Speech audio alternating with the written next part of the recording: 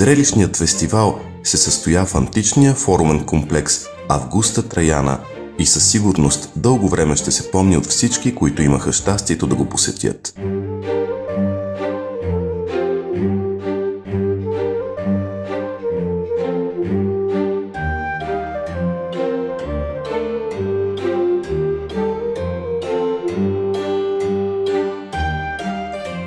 Началото на фестивала бе дадено с дефиле на участниците по главната улица на града, които показаха как точно е изглеждала модата в античността и средновековието.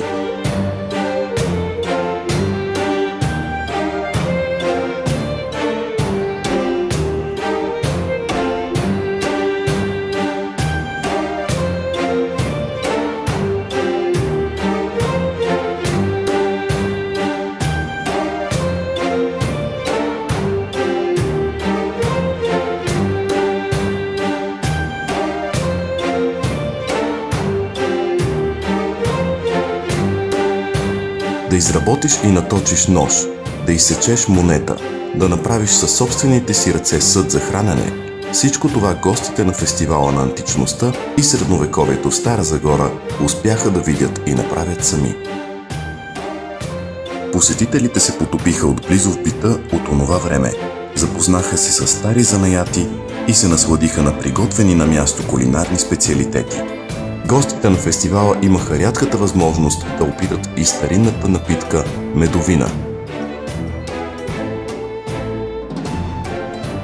Разбира се, за децата също имаше предвидени много забавления – рисуване по съдове, бой с мечове и брадви.